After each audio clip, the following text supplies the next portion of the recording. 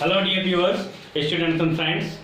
In this video lecture, we study about the formula for finding the area of a minor segment और major segment. किसी circle की minor segment या major segment को area को find out करने के लिए जो फार्मूला है उसके बारे में स्टडी करेंगे, किस तरीके से हम एरिया ऑब्टेन करते हैं।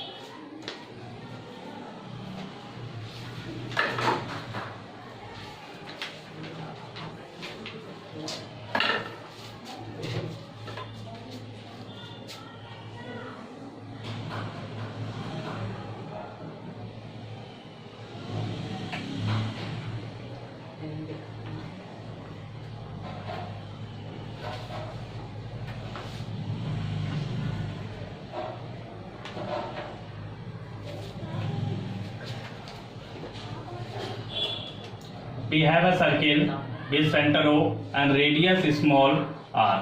हमारे पास एक सर्किल है, इसकी रेडियस स्मॉल r है, सेंटर O है और इसकी जो माइनर सेगमेंट है वो आपकी ये पोर्शन है AXB।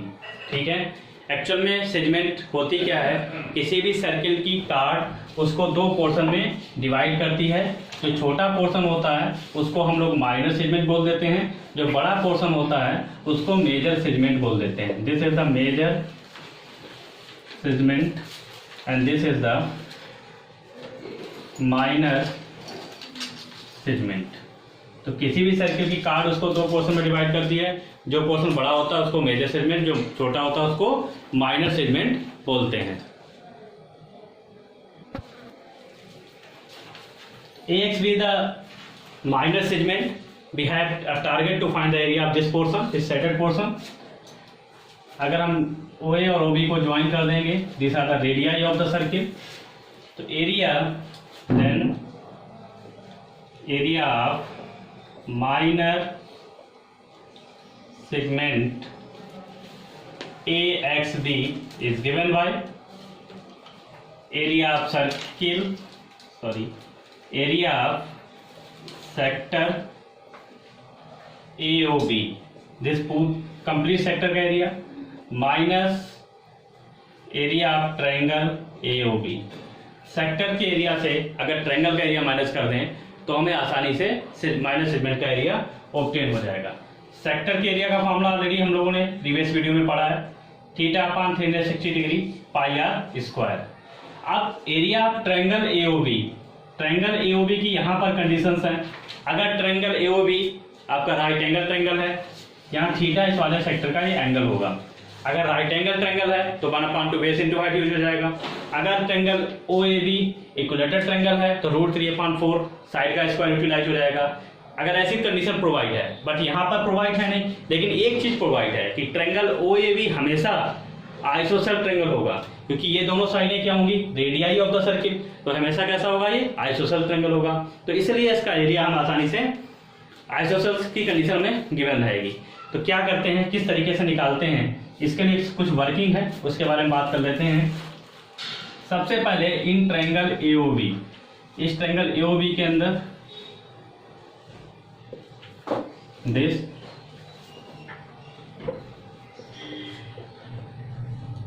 Draw OM perpendicular on AB। OM perpendicular AB पर डाल लीजिए।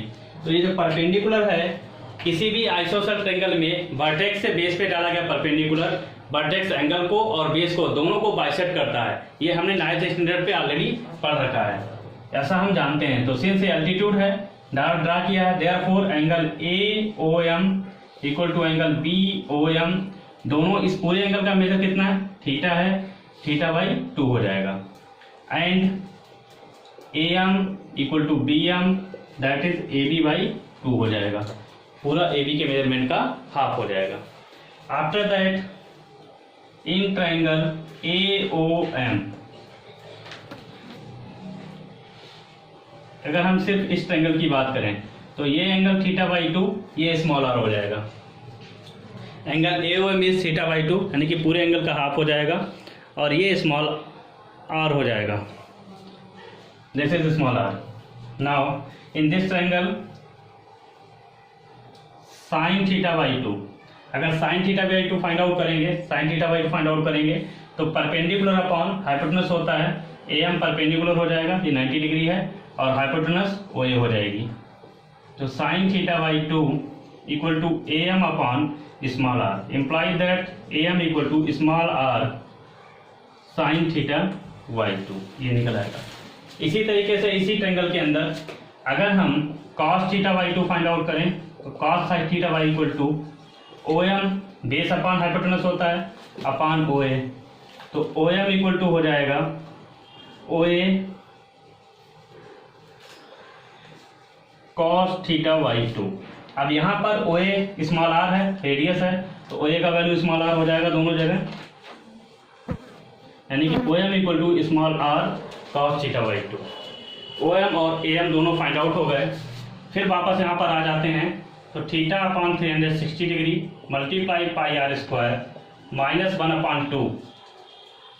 जब इस ट्रायंगल के अंदर एल्टीट्यूड डाल दिया है तो ट्रायंगल का एरिया क्या होता है, 1/2 बेस इंटू हाइट, तो 1/2 बेस AB हो जाएगा और हाइट आपकी हो जाएगी OM।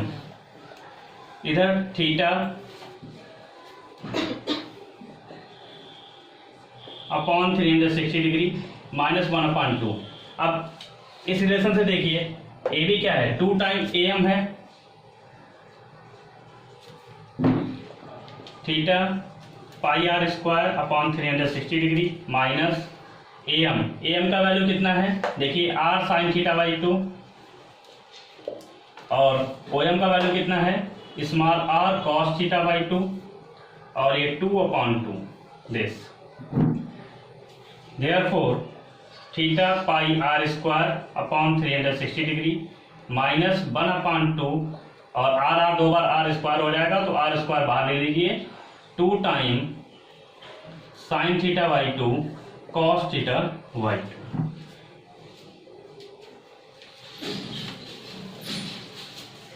इसके बाद लोअर क्लास में अभी 10th स्टैंडर्ड पे आपने ये नहीं पढ़ा है, पर ये बात यहाँ पे थोड़ी आपको ध्यान रखनी पड़ेगी। Sine theta by 2 cos theta by equal to sine theta होता है। ये ट्रिग्नोमेट्रिक फॉर्मूले हैं, 11th स्टैंडर्ड पे डिटेल में पढ़ोगे, पर यहाँ पर हम इसको डायरेक्ट यूटिलाइज कर लेंगे। ये just equal to sine theta के होता है, ये आपको ध्यान रखना पड़ेगा यहाँ पर, ठीक है। Denote sine 2A equal to 2 sine A cos A, इस आइडेंटिटी से। तो यहाँ पर ये वैल्यू हो जाएगी pi theta R square upon 360 degree minus R square by 2 sine theta.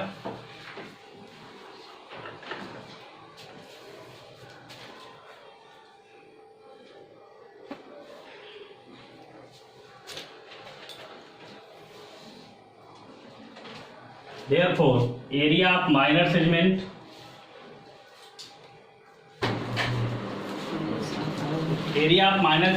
AXP equal to theta pi r square upon 360 minus pi square by 2 sin theta.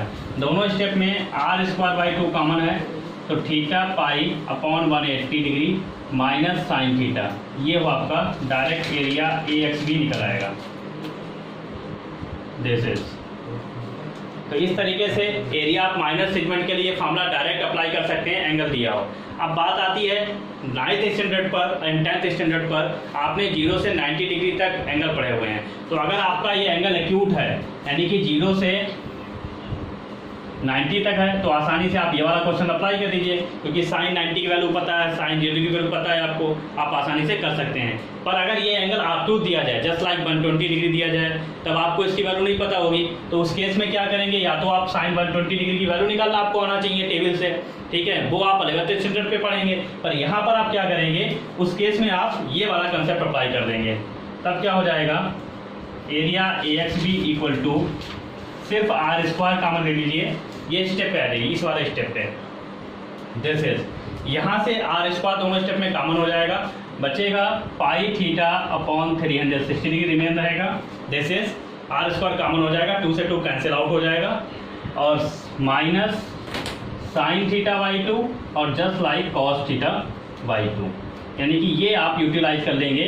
अगर आपको एंगल आप टू दिया है, 90 से बड़ा दिया है, तो यहाँ पर जैसे आप 120 रखेंगे तो sin 60 आ जाएगा, cos 60, उसकी वैल्यू आपको आसानी से पता है। बट इस बार सिलेबस डिलीट हो गया है, इसलिए उस केस से आपको सिर्फ यही बार बार यूटिलाइज करना पड़ेगा।